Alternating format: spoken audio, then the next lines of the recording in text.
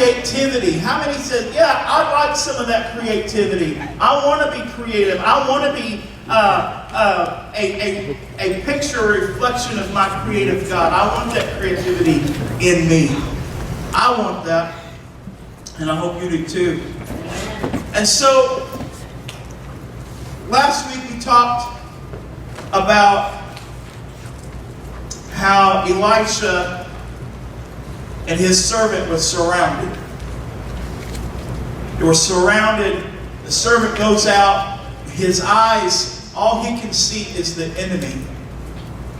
And how so often we ourselves look and act the same way. All that we can see are the circumstances. All we can see are the enemy. And we come running back and saying, oh God, oh God. And that's what the servant did to Elisha, saying, what do we do? What do we do? And Elisha prays his prayer and says, God, would you open his eyes? Would you open his eyes? And that's been the premise of what's been stirring inside of me, that say, God, would you open my eyes? Would you let me see what you see? Would you let me be able to let some faith stir in me, that I can see what you see? And not be so directed by the circumstances, but God, I would be directed by you. And we see that there were several things that happened. One of the things is that when you have your eyes open and you're in tune with the Father will lay out the enemy's plans right before you. He shows you the traps before they even happen. Amen. How many would like some GPS to where the traps are so you know how to get around it, right? And you avoid the lures of Satan and the trap of the enemy. We also talked about David fighting Goliath and how God delivered him into David's hands. But there's something that I wasn't able to get to that I want to share with you this morning. 1 Samuel 17, 1 through 3. It says this. It says, now the Philistines gathered their armies together to battle, and they gathered in Sokol, which belongs to Judah. They encamped between Sokol and Azekah in Ephes and Daman. And Saul and the men of Israel were gathered together, and they encamped in the valley of Elah, and drew up a battle against the Philistines. The Philistines stood on one mountainside, and Israel stood on the other mountainside. There was a valley in between them. So, we talked here about how David had came up, and the army of Israel was hiding in the rocks. And the giant would come out, and he would defy the living God.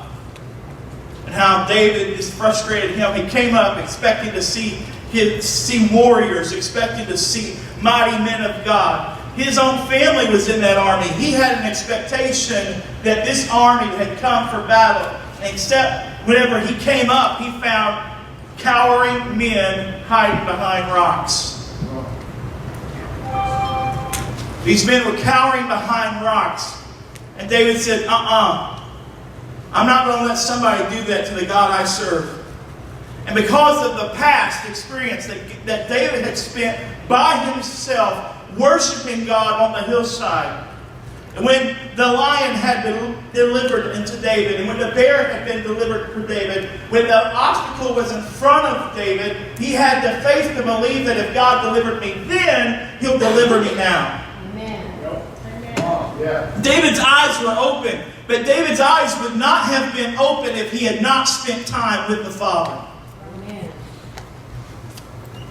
We live in a society today that the average church attender goes 3 times out of every 8 Sundays. You can't even say they come every other week anymore. 3 times out of 8 Sundays is the average church attender. And for those that are faithful to come every week here, I say thank you. You're above average. Woohoo! Right? But how many's hungry for more? Yeah. I don't want to just be above some statistic. I don't want to be a statistic. I don't want to be just above some statistic. I want to be somebody that has my eyes open, that can step on the battlefield and advance the kingdom of God. Amen. But David had spent time with God. You know one of the biggest faith builders you could possibly do? Spend time with God. Every day, get into your secret place. Every time, every day, have personal devotion with the Father. Are you doing that? I hope you are. But this is what helped David keep his eyes open. But I want to take you back to this verse. Verse 1, chapter 17. Now the Philistines gathered their armies together to battle and were gathered at Shochoh, which belongs to Judah. This really stuck out to me because in the Bible, Judah has a very big spiritual significance. Judah means praise. So where did the enemy camp out? Where was he taking the battle to the army of Israel? In the place of praise. This morning, I want to tell you the enemy wants to attack your praise. He wants to take it away. Where you get so beat down, so wore out, that you say, God, I can't even lift my hands.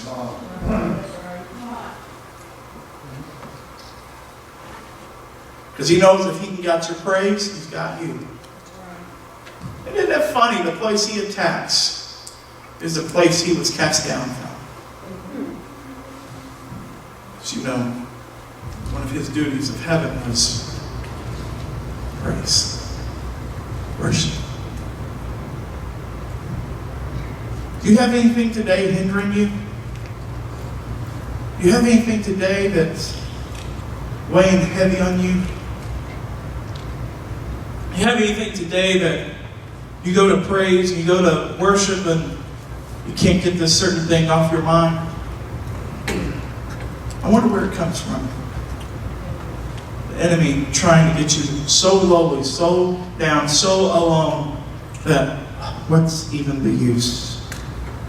Just going through the motions. The enemy desires to come and attack at your praise.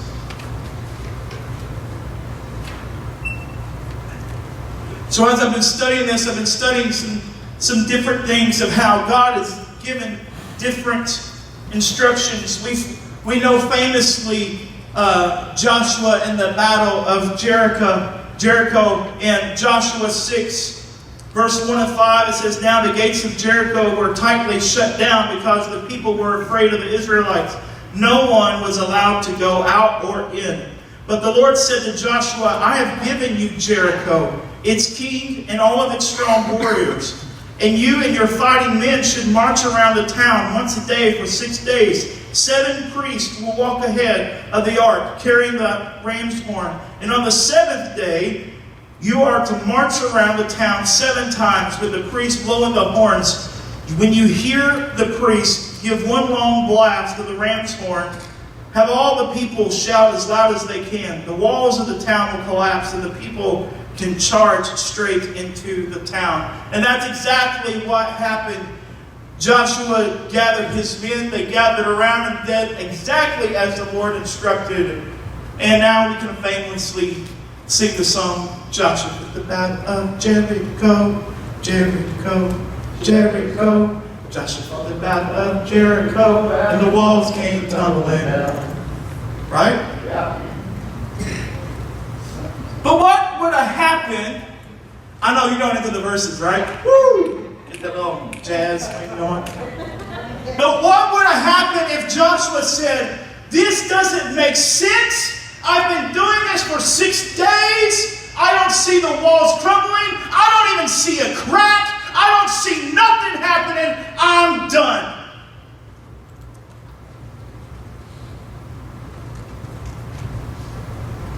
I'm done. I'm tired of doing what God said to do because I don't see anything happening. Silly anyway. I don't even know why I thought this could happen. How can walls come down just on their own? This is silly of me to even believe in it. Wasted 6 days of my life. I can't get back. I'm done. What if Joshua would have had that approach? We wouldn't have had a little jazzy tune. It would have been Joshua at the battle of Jericho, Jericho, Jericho, Joshua at the battle of Jericho. And nothing happened because Joshua fed. The wall stayed up. And Joshua never received the promise that was promised to him by God.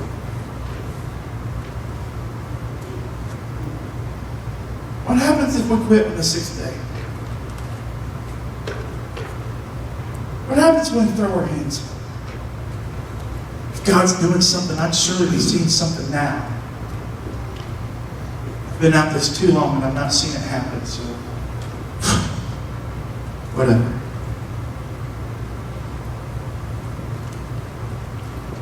Remember, we talked here. I'll take you here to. We're going to go backwards a little bit. What about 1 Kings 18? Thank you, Dana, for staying with me. You're welcome. 1 Kings 18. Here's Elijah's message to Ahab. It came to pass after many days that the word of the Lord came to Elijah in the 3rd year, saying, Go present yourself to Ahab, and I will send rain on the earth. Anybody's thankful for the little bit of rain we just received? So Elijah went to present himself to Ahab, and there was a severe famine in Samaria. And you jump down to verse 41. And Elijah said to Ahab, Go up, eat and drink, for there is the sound of the abundance of rain. So Ahab went up to eat and to drink, and Elisha went to the top of Carmel. Then he bowed down on the ground and put his face between his knees. And he said to his servant, Go up now, look toward the sea. So he went up and he looked and said, There is nothing. And 7 times he said, Go again. And then it came to pass that the 7th time he said, There is a cloud, about as small as a man's hand, rising out of the sea. And so he said, Go up, say to Ahab, Prepare your chariot and go down before the rain stops you. And now it happened in the meantime that the sky became black with clouds and wind, and there was a heavy rain. So Ahab rode away and went to Jezreel. Then the hand of God, the Lord came upon Elisha, and I love this. He girded up his loins, means he tucked in his dress. That's what he had back then. He girded up his loins, and he ran ahead of Ahab to the entrance of Jezreel. God supernaturally touched him, that he ran faster than the horse and chariot and was there before he could get there in his horse and chariot. Pretty awesome. I'll take some of that. Yeah. Fat boy can run.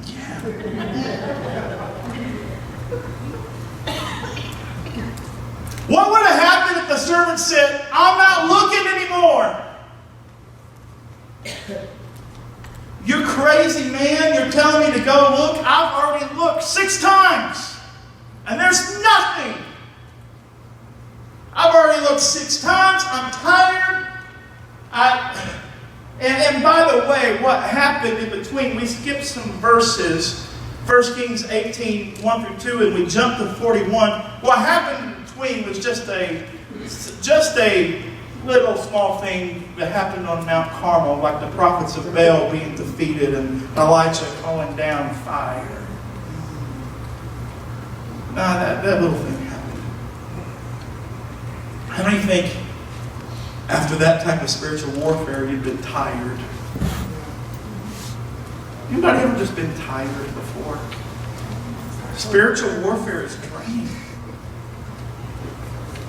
If you're uncovered and you're not daily getting into your secret place and you're not receiving rest from the Father, spiritual warfare can wear you out. Getting up here and preaching sometimes, and sometimes you have to battle through things. And you preach, you can just get wore out. Anybody ever just been wore out before? I'm just tired. The servant of Elijah had just went through this battle. Had just saw God rain down fire. And then the command was given to go chase down all the prophets and kill them. He'd come off this major battle. A major win. But how many know sometimes wins can be tiring too?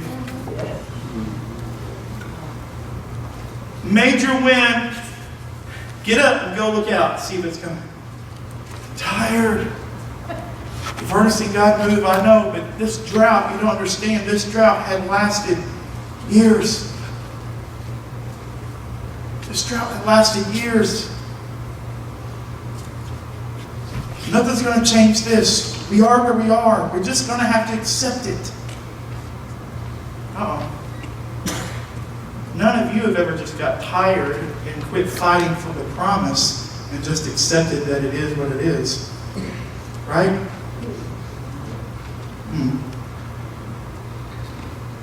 Tired. The prophet tells him to go. Go again. Go. Go again. And I think some of it was just out of honor to who he was serving. Some of it was in his mind had to be, I'm only doing this because I love you, because I serve you. I know there's not going to be anything there. I've seen this before. What's changed from the last time I'm out to the time I'm out now? I see God move here, but I'm not seeing God move here. None of us have ever had that attitude, right? That we see God move one place, but we're not seeing God move here. We don't do that, right? What would have happened? His report would have came back every time. There's no cloud. There's no cloud. There's no cloud. Finally, that seventh time, I don't know what happened between the seventh time and the sixth time. I don't know if faith eventually started stirring in him because maybe he saw the faith in Elijah. So maybe that stirred faith in him. I don't know what it was, but finally he went out and he said, there's not much. There's a cloud about the size of a man's hand. That's about it. And Elijah's response is, good. Now go tell him there's about to be a flood. It's about to rain up in this place. I hear the abundance of rain. I wonder if anybody in this place would have the faith to believe and to hear the sound of the abundance of rain. The abundance of rain in your life. And while you're believing it for your life, would you believe for my life? I'll take some rain. How many say, I'll take some rain? I'll take some rain. I'll take the windows of heaven opening up. We just prayed that for our Tyler's prayer, saying that there's an abundance would pour down so much that I wouldn't have room enough to receive it. We've been praying that for years. Hello, I take some rain. When you take some rain? And while you're at it, you're praying for you and you're praying for me. How about we pray for our church? How about the abundance of rain over our church? Anybody have the faith and in the ears to hear the abundance of rain raining over our church? What would have happened if he would have said, no more, Elijah. I love you. I know you mean well, but I've just seen enough. I'm tired. Enough is enough, okay? You can go out and see if you want to. We ever see that attitude within us? But the seventh time, there's God.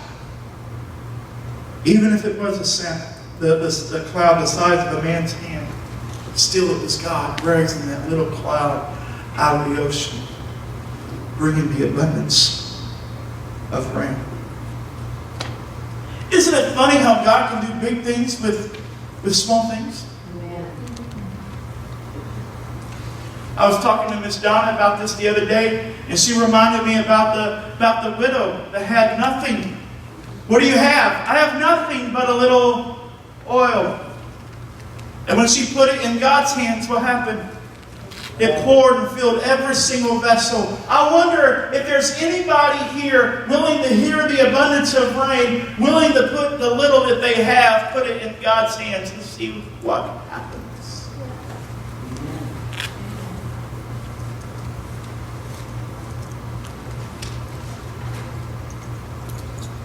You see the walls fall down on the seventh day. And then in 2 Kings chapter 5, we see a very unique story. You see the story of Naaman. Anybody remember Naaman? I learned about Naaman when I was in children's church, because there was a very special song that was very dear to me. Does any children's church workers or remember from your youth experience or children's experience, remember this song? It goes a little something like this. Naaman went down to the river to dip. You remember that? Oh, come on, everybody's got to stand up. You got to stand up. You're going to do it with me. Come on, stand up. Now, some of us may have to grab the chair in front of us, just saying. If you're in the front row and don't have a chair, use your own caution. But it was always fun as a kid, because every time I say dip, you have to dip. Okay? So Naaman went down to the river to dip. Naaman went down to the river to dip. Naaman went down to the river to dip, and he dipped, and he dipped, and he dipped, and he dipped. God washed his sins away. Now the best part is that every time you sing it, it gets faster. Yes. Naaman went down to the river to dip. Naaman went down to the river to dip. Naaman went down to the river to dip, and he dipped, and he dipped, and he dipped, and he dipped. I'm not going to tell you what you look like. But God washed his sins away. Hey! Good job. But this story, this man named Naaman. And Naaman was a unique character. Naaman was from Syria. And he was the chief of the Syrian armies. He reported directly to the king. In fact, it says that he was a friend of the king. And Naaman wore special armor. Because if you're the chief of all the armies, everybody that's in the battlefield needs to know who you are. You have next to the king armor. Okay? And Naaman would get dressed for battle. The Bible says he was a mighty man, even called him a man of valor. But Naaman had a problem. Underneath all this special armor, the armor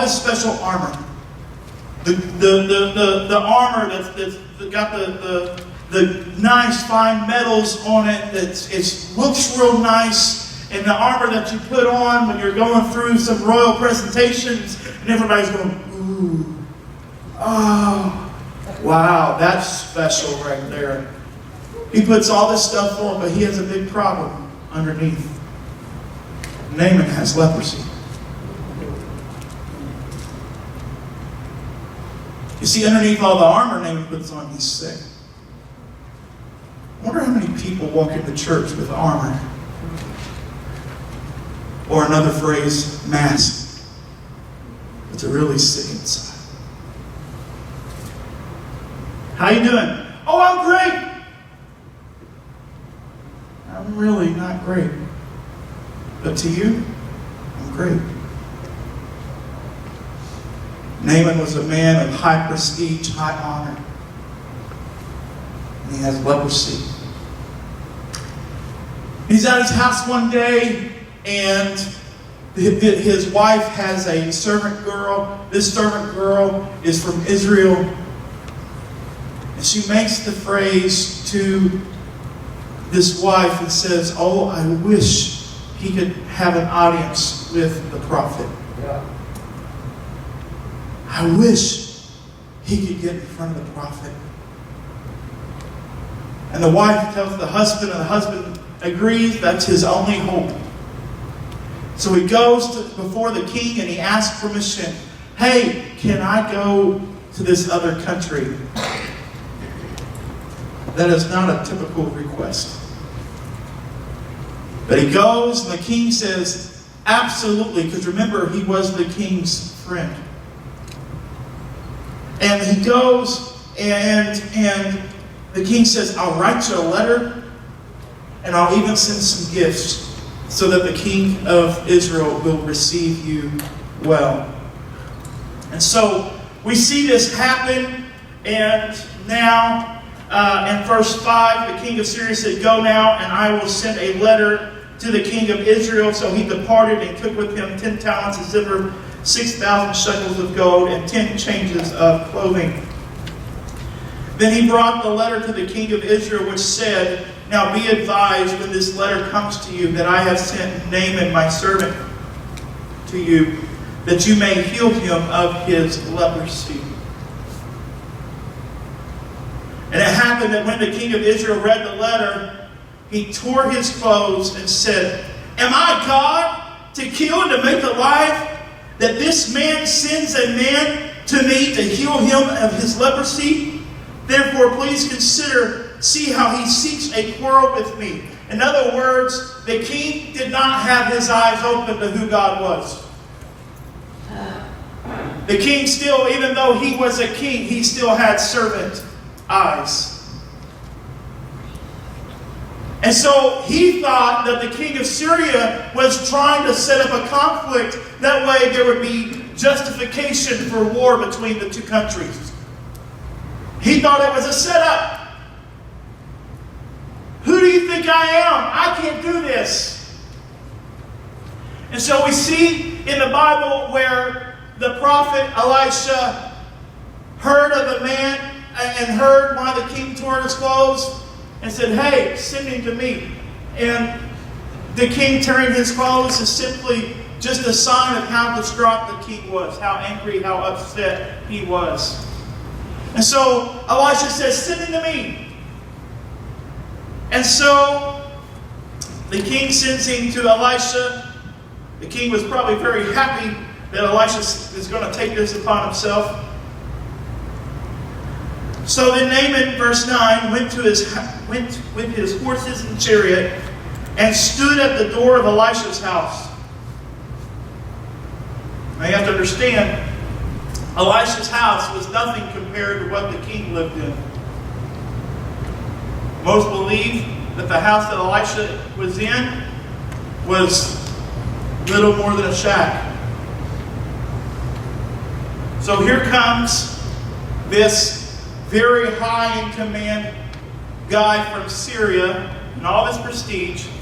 He goes before the king, can't get an audience before the king, and sends him to Elisha. And so now, here he is in his royal chariot, sitting in front of a shack.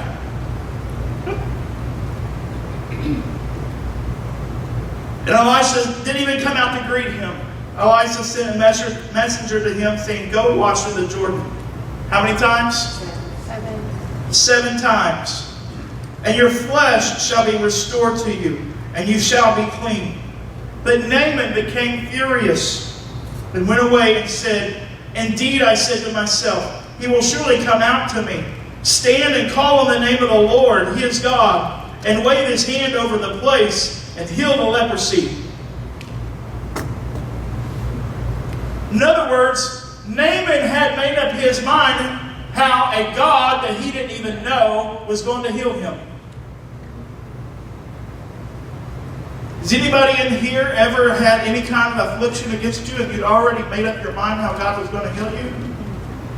And when it didn't happen that way, you kind of got a little ticked off? Hey! It's supposed to happen this way. You know the times that we get mad at the pastors and because we don't come up and lay hands on and get healed that way. You know the times we get upset that way? And we blame it on this or we blame it on that. You ever see any of that happen? Get upset because God didn't move the way that you think he was going to move? Or the way that you would have done it? Have you ever said, God, I don't know what you're doing, but if I was God, I would have done it this way. Ever have any God conversations like that? God, I don't know why you have to do it this way. It'd be so much easier if you just do it this way. Come on, God, get with the program. Ever have any of that? I have. Say, God, come on, would you help my brother out? For real. God, why? Why is it having to work out this way? So Naaman was pretty ticked.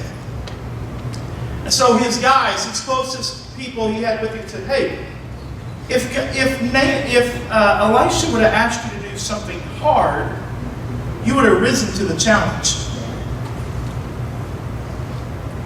Oh. Naaman thought and said, I suppose you're right. So let's go to this Jordan River. Of course, he said some other things. Our rivers are better, that type of thing. My church is better than your church. That type of thing, But anyway, he goes here to the Jordan River, and he bathes in it, and he dips. How many times? Good. When you do it, and you can hear Rice Krispie treats in your ears, the snap, crackle, and pop. Anybody ever do that? I had the Rice Krispie guys singing with me whenever because I heard them every time I dipped. But he dipped 7 times. What would have happened if he would have said, nothing is happening? I was going to do more, but my knees couldn't take it, sorry. What would have happened if he said 6 times, that's enough? I'm not seeing anything. This is not some mediocre thing. This is my life. Come on, God. This is my life. I am literally dying here.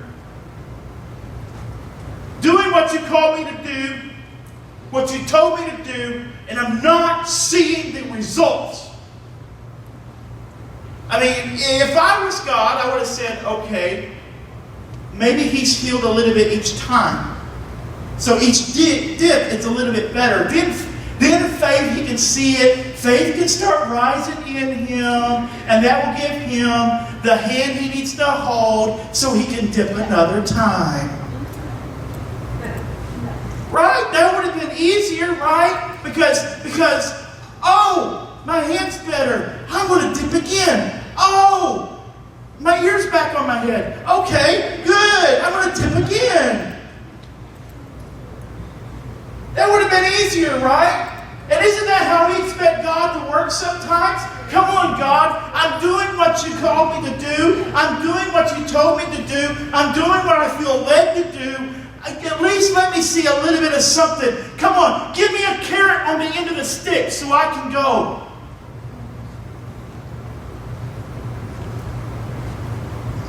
Have you ever been there before? I need to see, God, that you're moving in this, that you're moving in my life. And with old Naaman, this was his life. He was going to die. Come on, this isn't some make me feel good thing, God. God, this is my life. And I could imagine all the servants that came with Naaman. Eyes glued to him. You see anything yet? Nope. You see anything yet? Nope. Boy, I sure hope something's going to happen. He's going to be one fired up dude going home. You're right next to him. Nope. You're right next to him. Nope. I'm not right next to him. See anything happen yet? Nope. But I bet you their eyes were glued to Naaman to see what happened. Then what happens? The 7th time he dips, comes up. Hey! I'm new! My skin, it's as fresh as a baby's skin. I have been renewed. And let me tell you something, what I believe he was more than renewed. I believe he was made whole. Let me tell you what the difference being healed and being made whole is this. I believe that not just his sores were covered, but leprosy was a crazy disease. Appendages would fall off. Fingers would fall off. I was joking about the ear, but the dude could have lost the ear. Just saying. It could have happened. And I believe that seventh time when he came up, he was made whole as if it had never ever happened to him. Anybody here want to be made whole? Tired of all the stuff from the past being scarred and parts of you just not even there anymore? Anybody want to be made whole? I do. I do. And so here he is, and he is so, his eyes are so open. He goes back to the prophet and says, hey, let me pay you for what you did for me. Thank you for introducing me to this God. And Elisha says, no, wait. Hey, I'm not going to take anything from you. That was God that did that, not me. I'm not going to take anything from you. But please take something. No, I'm not going to take anything from you. And this is so huge to me that he says this. He says this in verse 17. So Naaman said, then if you're not going to let me give you anything, please let your servant be given 2 mule loads of earth, of ground. For your servant will no longer offer either burnt offerings or sacrifice to other gods, but to the Lord. What's he want to do? He's saying, I got to go back to the land that's not yours. I got to go back into this land of false gods. I know now there's only one God, and it's your God. It's the God that healed me, and I want to serve him. I want to live my life for him. And so if you would, sir, would you let me take some dirt here that's God's dirt, that I can build an altar, that I can start worshiping on my own. If the people around me aren't going to worship God, I'm going to worship God, because I know what God did for me, and I never want to forget it. I want to build an altar where I can sacrifice to the true living God.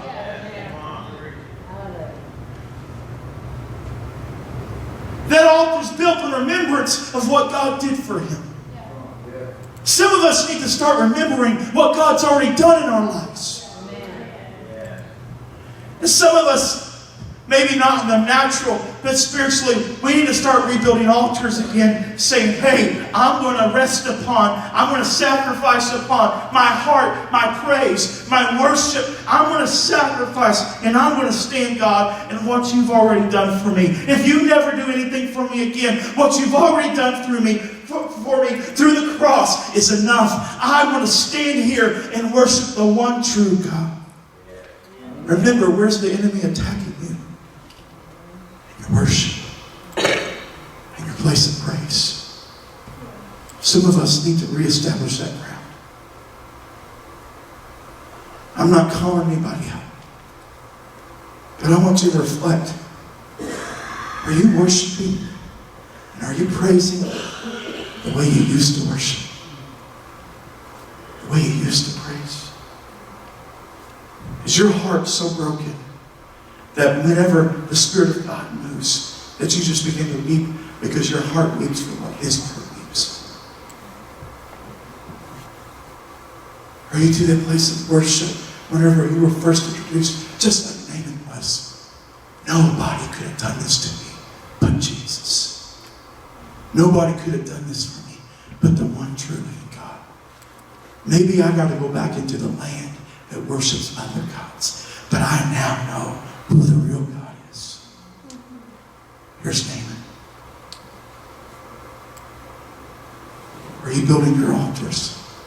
Your time alone, your time of worship, your time of prayer. Are you building that on what God's done for you? Or are we still looking for the carrot out in front of us? God, what are you going to do for me now?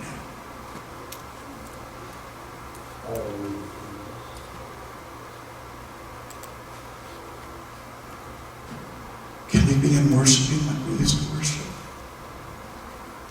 Here's Naaman.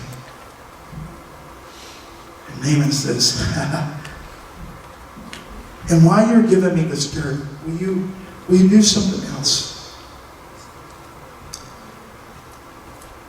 Will you pardon your servant? Now see, here's what happens when God truly touches you. He was next to the king in high order, wearing his fancy royal armor, being bowed down by all because of the prestige that he has, being offended because he couldn't have the audience with the king. He had to go to the prophet's house, and being offended because it was a shadow. God moves in his heart so greatly that now he comes before the man of God, and he uses the language that he's a servant now. Can you see how God can transform hearts? We just went through, and I am a church member. If you guys, Wednesday nights have been doing that, and on Sunday mornings here with membership have been doing that. And what is it? We come here to serve. We see that Jesus led by example. He came to serve and not be served, right? We see that. And Naaman says, if you're not going to take anything, can you give me some of this dirt so I can build my own altar and do my offerings and my sacrifice there? And then this one thing remains. Would you pardon your servant? For when my master goes into the temple of Rimmon to worship there, he leans on my hand and I bow down in the temple. When I bow down in the temple of Rimmon, may the Lord please pardon your servant in this thing. In other words, I'm going to be put in some positions that I don't have control over. Would you pray and give me a grace to walk through that? Because my heart knows who the one true God is. Do you know we need a grace to be able to walk outside these doors and to live a life as a Christian? We can't be as free as Christians as we used to be, but still so much better in other countries. But the persecution is starting to happen in America. We're seeing these things where we can't live out our Christian values out loud without some sort of persecution to come. Do you know we need to be praying for a grace to say, God, I live in a world that doesn't worship you, but God, I'm going to worship you. Would you give me the grace to walk through this world, to do this? We see these things, and so, of course, Elisha tells him, hey, absolutely. He tells him this, go in what? Peace. And so he departed from him a short distance. And I really wish, that's where the story ended. I really wish that was the end of what we hear from Naaman, because that was awesome. Who thinks that's awesome? This man from a foreign country coming in, didn't even know God, and God still extends His grace and His mercy. Whoa, that's so big right there. That God would extend His grace and mercy to even to someone who doesn't even know Him yet. And we see this in the New Testament. God gave the New Testament church what? Signs, wonders, and miracles, right? Who wants signs, wonders, and miracles in our church? Yeah. You're hungry for that one day. That's a poor, weak response. Who wants to have signs, wonders, and miracles in our church? Yeah. Yes. Are the signs, wonders, and miracles for you? We can be healed, yeah, but what's the purpose of them?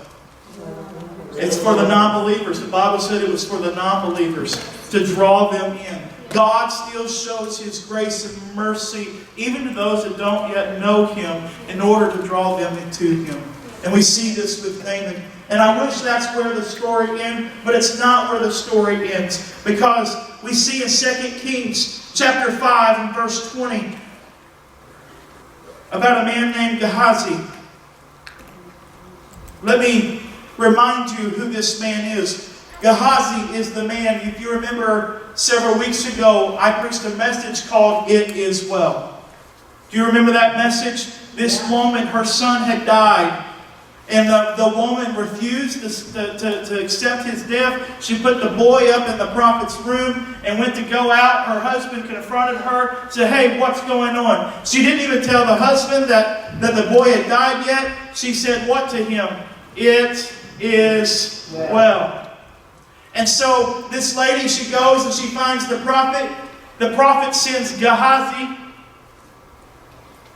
same guy, sends Gehazi to go and see her. What's wrong? Why are you coming after me? Her response to Gehazi is what? It is well. Right? And so the prophet sends Gehazi ahead of him and sends Gehazi to go raise this boy up. And then the prophet, the woman we know, come and we see the miracle where Elisha resurrects this boy. And Elisha is in the room. The Bible says that it was him and his servant that was in the room. Pastor, this is a man who was in the room that saw a manifestation of the presence of God. This is a man who I believe was in the presence of God because he was a servant to Elisha. We see him move in many ways. Gehazi was there. This was the man who, I love what you said, Pastor. He was the heir apparent. He was the next in line. Who was Elijah's servant? Elisha. Elisha served Elijah. And what happened? He prayed that he would receive double. The mantle and receive. And we saw whenever Elijah was carried up, the mantle fell. And we see there's double. Even so much so that he was down one. He was down one. He died, and he was still down one. And when they threw some dead people, and it touched the bones of Elijah, there was so much presence in the bones of Elisha that it resurrected the dead men. Yeah. How many would say, man, I want that. I want the Spirit of God to be so heavy, so inside of me, that no dead thing could remain dead around me. That there would have to be life. Not because of me, but the presence of God. How many say, I'd like to live that life? Yeah. And so Elisha was the servant of Elijah, and Gehazi was the servant of Elisha. If you look at it, Gehazi was the heir apparent. If Elisha had double of what Elijah had, then what could have happened with Gehazi?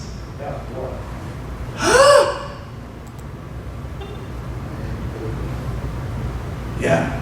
If you keep on, I'll let you get up and preach it. Preach it better than me. The man that he could have been.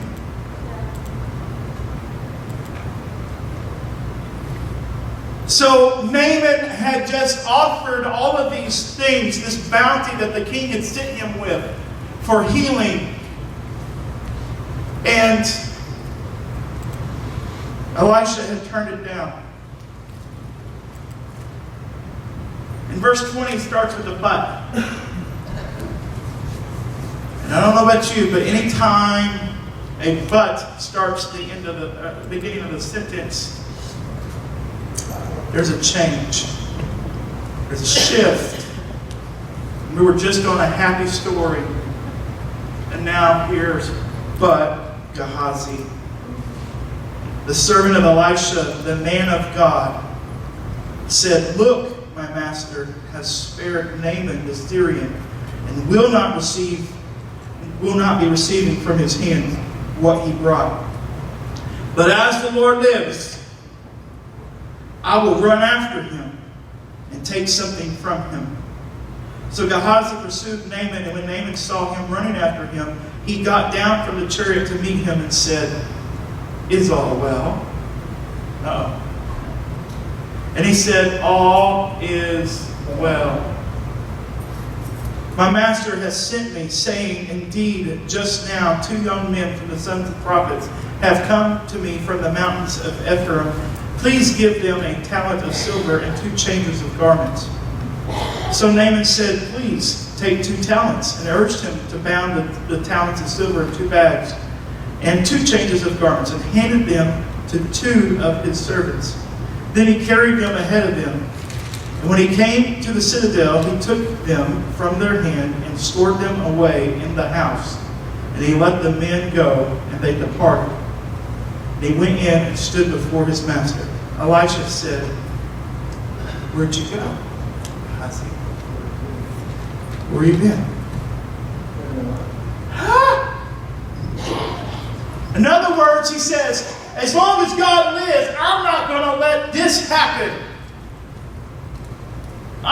If he ain't going to get something, I'm going to get something out of it.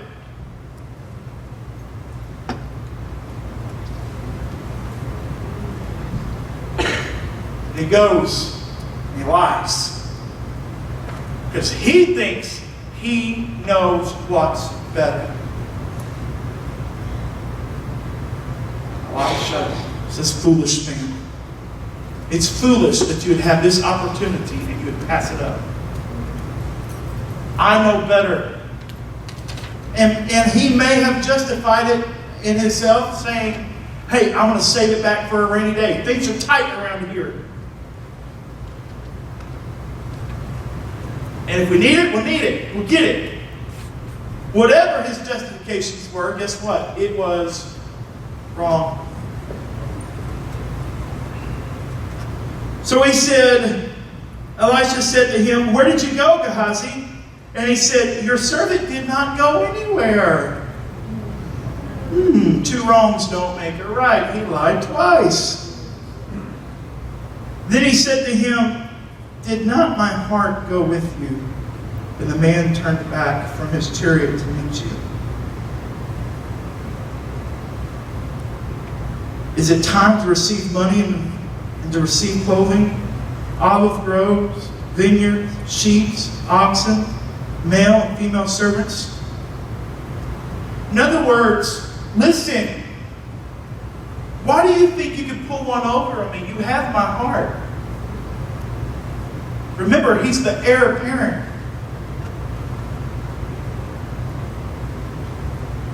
You have my heart. But he lied. Verse 27, we see, "Therefore, the leprosy of Naaman shall cling to you and your descendants forever." And he went out from his presence, leprous and white as snow. Gehazi never had his eyes transition from servant eyes to the eyes of the prophet. He had seen God move. He had walked beside of Elisha this whole time. He had been in the presence of God. When the presence of God had came on Elisha, he was so next to him that he could feel it on him. But his eyes never transitioned away from the servant eyes into a prophet eyes. In other words, his eyes were never open to see what God sees. And this is the danger, friends, that you and I have if we never have our eyes open to see what God sees. I wonder how many of us are stuck on 6. The one up here. How many of us are stuck on 6? How many of us are stuck on going and looking? And we said, "I'm tired. I've been looking for you, God, and I've not seen you, God. I'm just done." How many of us are stuck on dipping? 6. "I'm tired, God. I've not seen you move. I've not seen you do this. Come on, God." How many of us are stuck on 6?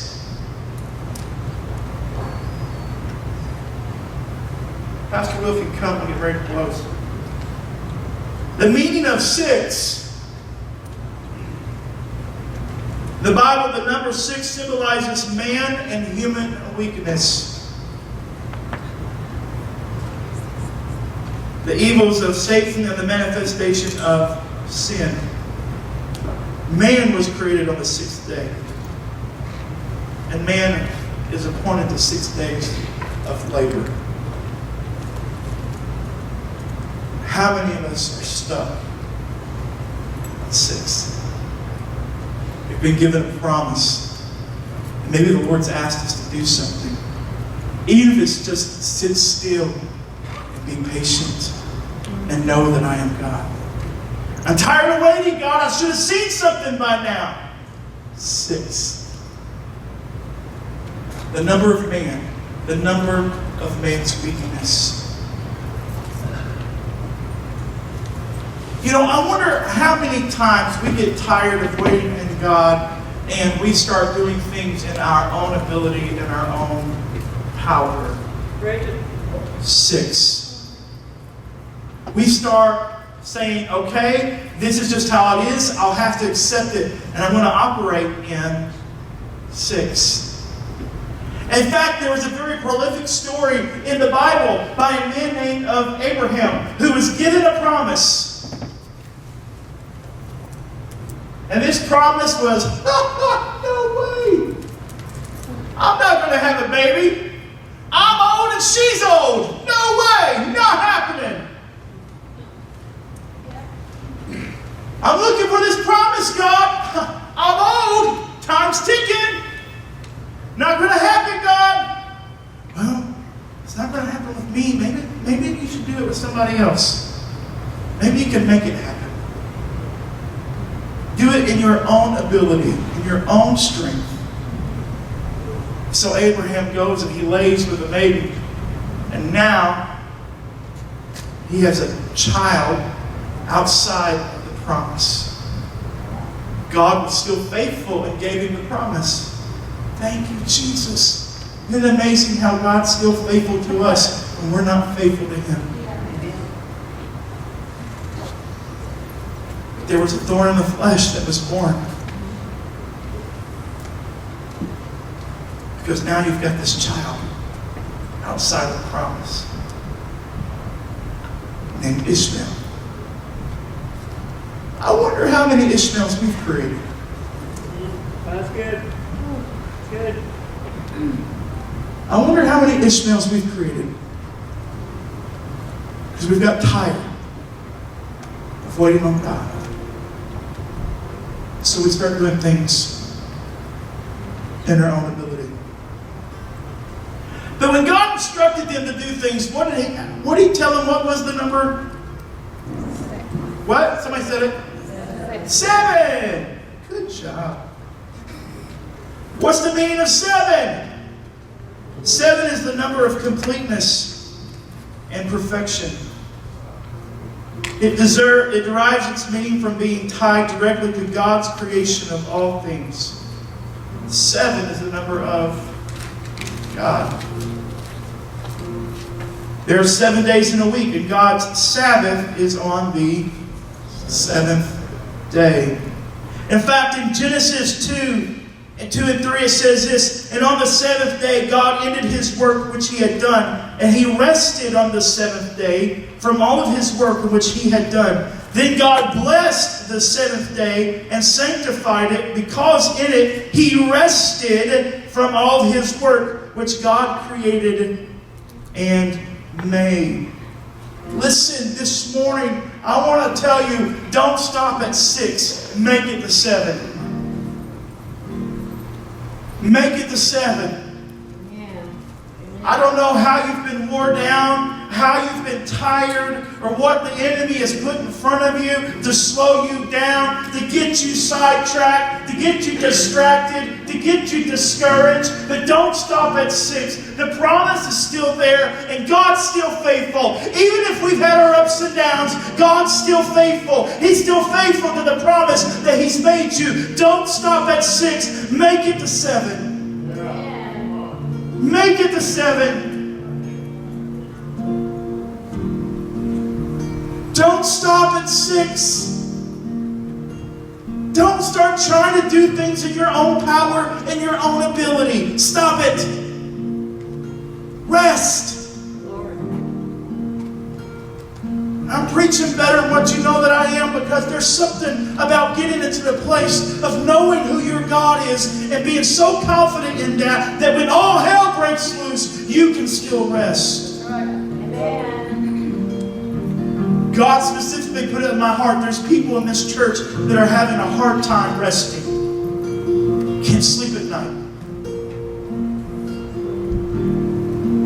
The enemy's doing the best he can to get you tired, wore out. You can't even hit the day refreshed. Will you rest? Will you rest? Philippians 4 and 6 says this, be anxious for nothing, but in everything by prayer and supplication, with thanksgiving, let your requests be made known to God, and the peace of God, which surpasses all understanding, will guard your hearts and your minds through Christ Jesus. Isaiah 26 and 3, you will keep in perfect peace all who trust in you, all whose thoughts are fixed on you. Exodus 33, and he said to Moses, my presence will go with you, and I will give you rest. Psalms 4 and 8, I will both lie down in peace and sleep. For you alone, O Lord, make me dwell in safety. I love it how the Passion says it. It says, now, because of you, Lord, I will lie down in peace, and I will sleep, because sleep comes at once. How many would love to have sleep come at once as soon as you lay down? Whoosh. I will lie down in peace and sleep comes at once. For no matter what happens, I live unafraid. Matthew 11. I love this. Woo. Are you weary? Do you carry a heavy burden? And come to me, and I will refresh your life. For I am your what? Oasis. Say that a little bit louder. For I am your what? Oasis. Come on, there's a vision there. If you'd see it, would you have eyes to see? And I am your what? Oasis. Come on.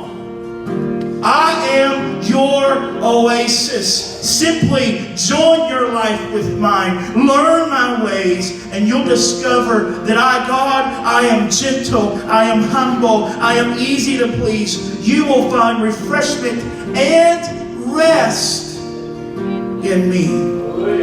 For all that I require of you will be pleasant and easy to bear. Are you burdened before the Lord this morning?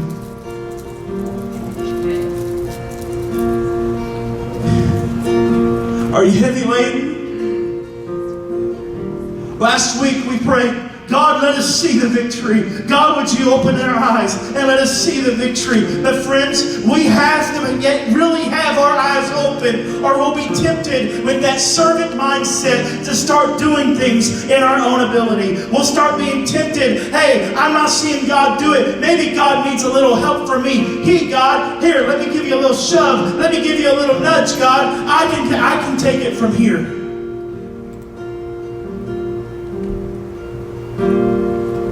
We're so wore out. I'm tired of carrying. God, you gave me this vision. You gave me this. But God, you said it would be easy. But God, this is hard. God, you gave me this promise. But I'm tired of carrying this promise. I'm tired of carrying it. It's too heavy. And God said, you were never meant to carry it. You were just meant to rest in it.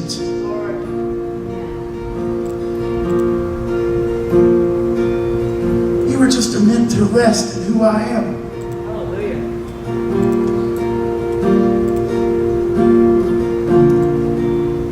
This morning,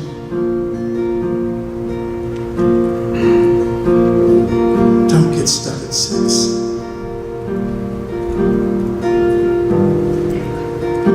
Let's hit the next gear.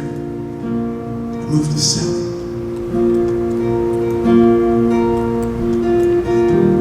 Come to a place of rest. Naaman said, God, I don't even know you, but you just touched my life in a way that nobody else could.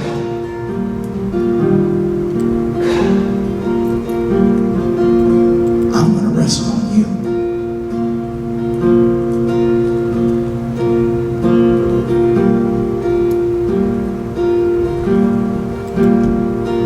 Maybe I go the seventh time because I know God's faithful. And I know He's going to answer. And I can see the cloud. And I can hear the abundance of rain.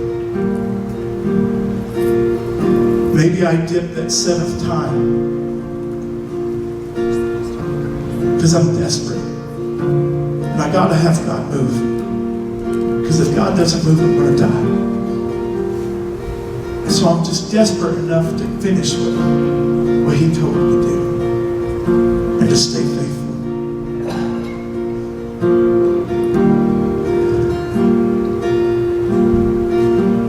Maybe God's wanting to bring victory for me.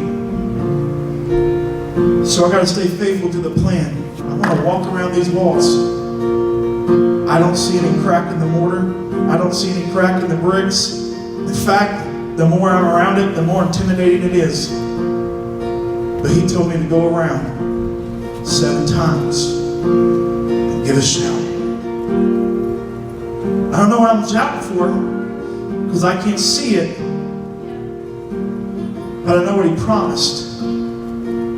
There's victory in the promise.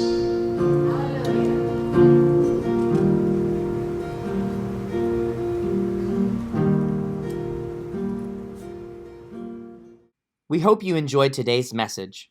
If you would like more information on a relationship with Jesus Christ or about Oasis Assembly of God, please contact us at theoasisag@gmail.com or 812-385-8888. You can also visit our website, www.oasisag.com. Once again, we hope you enjoyed today's message, and thank you for being with us today. God bless you, and have a wonderful week.